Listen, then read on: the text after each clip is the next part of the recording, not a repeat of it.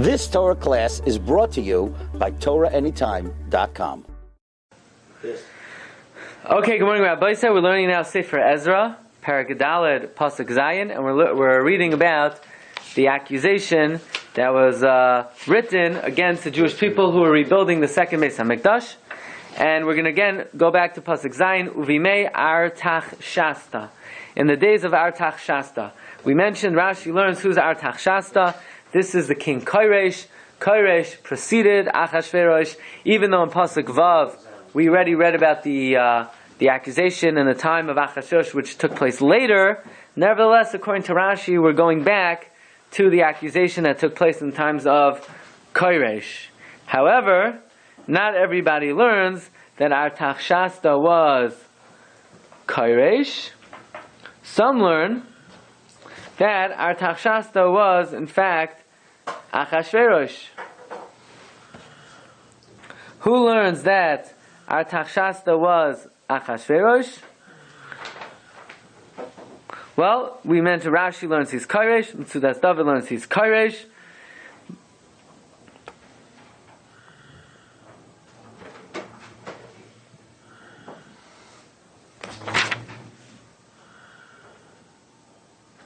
And the Ralbag says explicitly that Artach Shasta was Achashverosh. We're going to go with Rashi, that this is going back to the days of Koresh. Again, they were going through the kings. You have Nebuchadnezzar, Evel Meradach, Belshazzar, and Daryavesh the first.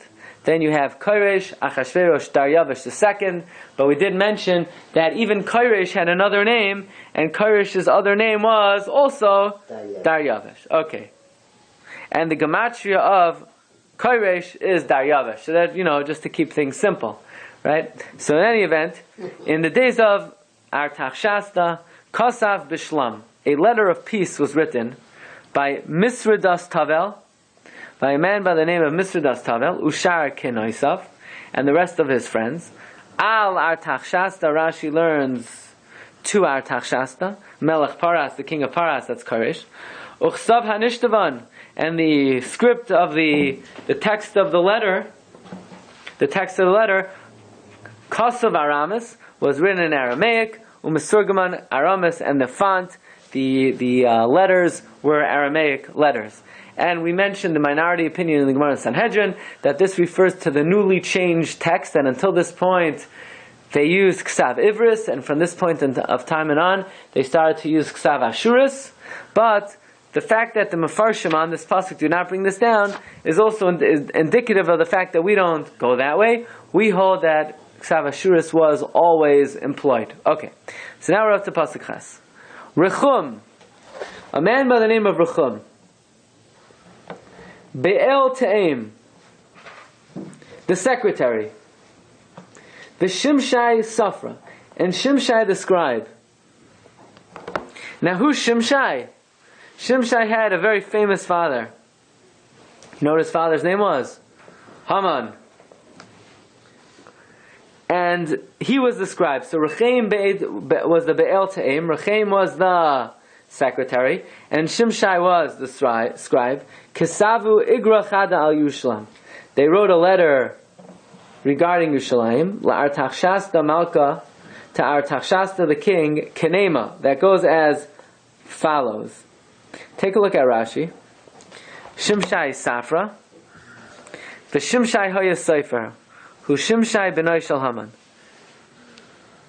The Chein Derech HaMikra Lahazkir Sefer. It is common for Psukim to mention the scribe, and it mentions the secretary, and it mentions the scribe. Umazkir Shneim B'Yachad, and it mentions both of these positions together. Lefi Shehem Zekukim Zalazeh, because they both needed each other. One of them, Ha'echad Mesader U'Maskiroi, one of them dictated it. The HaSofer Kosev, and the Sofer wrote it. And another example of this Rashi brings is in Malachim Aleph Dalet.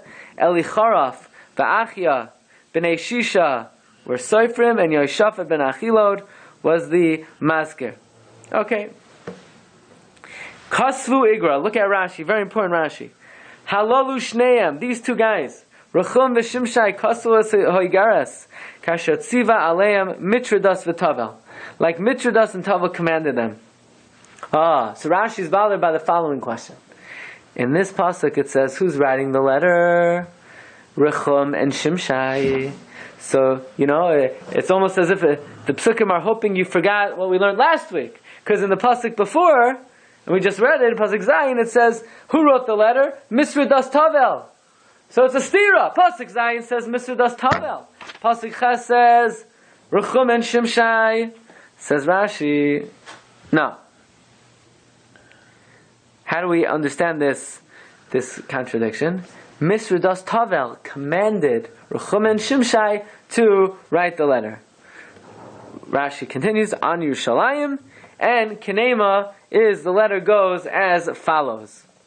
Now Pasuk Tes, according to Rashi, does not begin the letter. We would expect that if Pasuk Ches is telling us how Rechem and Shimshai wrote the letter, that goes as follows, so we would think Pasuk Tes is the beginning of the letter. No. Rashi learns Pasuk Tes does not yet begin the letter. Pasuk Tes is merely a list of the countries participating and backing the letter. It's like sometimes you have a kol koire and you have all the signatories on the bottom. So that's a normal way to write a letter. You write a letter and then the people who participate sign. In this case, before they even write the letter, it's a list of participating sponsors. This letter, this accusation is sponsored by the following people. So here we have a whole laundry list of people who participated. Edayin. Who remembers what Edayin means, right? It's one of the most common words in Sefer Daniel. What did Edayin mean? Edayin meant then, Rechum, and Be'el Ta'im, and Shimshai Safra. Then Rechum, the Be'el Ta'im, the secretary, and Shimshai the scribe. Ushar Kinavasain, and the rest of their friends. And who are their friends? Dinaya.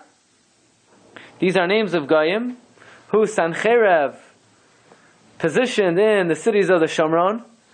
Now Sancherev, we're going to see, had another name.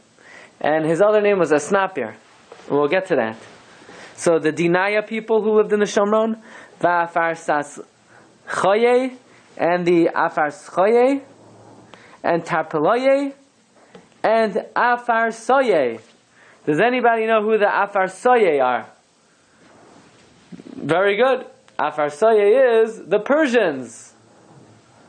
Right? So instead of calling Persians, you could call them Afar Soye. And we know Sancherev took all the Persians out of Persia and he put them in Shomron. So the Persians who are Persia today, they're not real Persians. The real Persians were already moved to Eretz Yisrael many, many hundreds of years ago. Okay. Arkove, these are other people. The Bnei Erech. Vavloye, the Babylonians. Shushan Choye, the residents of Shushan. Dehave, the residents of Dahave. El Moye, the residents of Elam. These are all Goyim who Sancherev was Mavalbel and he moved them to the Shomron. Ushar Umaya, and the rest of the nations. Tihagle Asnapar, that Asnapar repositioned. Okay, who's Asnapar? Says Rashi, Asnapar is another name for Sancherev. Tihagle Asnapar Rabba v'Akira. On the other nations that their great and venerable Asnapir repositioned. Now this is a very interesting expression. What we're giving a title to Asnapir, who's Asnapir? Sancherev, and we're saying Rabba the great, the Akira the venerable. Now this is not just a document that's giving Asnapir these titles. This is the Navi. This is the Tanakh. The Tanakh is calling Asnapir the great and venerable king. Why is Hashem giving Asnapir these great titles? So this is a question raised in the Gemara in Sanhedrin, Sadi Daled Amud Beis. And the Gemara says, why are we giving Asnapir these great titles? Because since he did not put down Eretz Yisrael, when he was exiling the Jews from his country so he says, from Eretz Yisrael, he was exiling the Jews from Eretz Yisrael to different Aratzos. He said, I'm going to send you to a land like yours.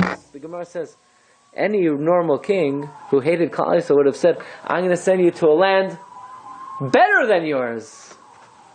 No, he would not say that another land is better than Eretz Yisrael. So for not disparaging Eretz Yisrael, we give him the great title for all of history, Asnapar Rabba V'Yakira. The Hosei V'Himo, and the ones that he positioned, Bekiria in the cities, Di Shamrin of the Shamron, Usha'ar Avar Nara, and this is a very amazing expression. This letter is being sent to who? Koresh. Koresh is the king of Persia. For a Persian, the people living in Eretz Yisrael are called trans-river people. Why are the people in Eretz Yisrael called trans-river people? Because they're on the other side of the river. Which river? Euphrates. The Euphrates. So, it's a very interesting expression. For a Persian, a resident of Israel is called a trans-river resident. So this letter said, all these people agree to this accusation, Ushar Avar Nahara, and all the other trans-river people, Uche'enes, and the residents of Che'enes, the residents of Che'en, they also agree to this accusation. Okay, Pasuk Yud Aleph. Dinah. Now, according to Rashi, this Pasuk Yud Aleph begins the letter. Because until Pasuk Tes and Yud were not, according to Rashi, not part of the letter. It was merely a list of those who are sponsoring the letter. But the actual text of the letter, according to Rashi, does not begin into Pasuk Yud Aleph. The Malbim learns no. The Malbim learns that part of the text of the letter was the long laundry list of all the sponsors. In other words, according to Malbim, instead of them signing it at the end of the letter, they signed it at the beginning. Now, it's always a very foolish thing to sign in the beginning of a document before you know what it's going to say afterwards. I mean, I could go and get your signature. What am I signing to? I'll let you know later. Then after you sign it, you can make anything. You can make any Bava Maisa, right? So you never sign at the beginning of something. But this is what they did, right? That's what the people in Koresh did. In Koresh's country, that's the way they did it. Why did they do that? did they understand? I don't know. Ich weiß nicht. But look in Pasuk Yud Aleph. Dinah, this Parshegen Igarta is the text of the letter. Rashi learns the word Parshegen is like Parshegen HaKisav. That's a lashon in Megillas Esther. Di shalachu Alohi, that they sent al Artaxshasta Malka, to Artaxshasta the king.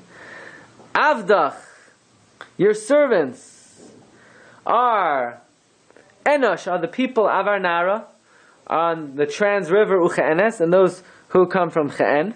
In other words, we are all your servants. We, the above signed, are all your servants. And they said the following: Yedia leheve lamalka. It should be notified before the king. Di Yehudai, that the Jews, Di Saliku min levasach, that you have removed from before you. In other words, who was the one who sent the Jews back to Yerushalayim to rebuild? Koresh. So the pasuk is saying, these Jews that you removed from before you, Aleina Asay Yerushalayim, they have now come up to Yerushalayim. Kiryasa Maradata, it is a rebellious city, Koresh. Uve Ishta Banin, and a bad city they're building. You know what kind of city they're building? They're building a bastion of rebellion. They're building an evil city. Vishuraya Shachlilu, and the walls they are setting the foundation of. The Ushaya Yachitu, and the Kisalim, the walls, they are sewing, they are attaching one to the other. In other words, Koresh, you out of your mind? You're letting these Jews go back and build. You think they're building a shtibel there? You think they're building a place to have daf yomi? They're building a fortress. They're building a place of rebellion. Ke'an. Now, Yediya lahav l'malka, to be notified before the king. Tihain kirya sadach. D, that. Hain. Hain means in Aramaic if.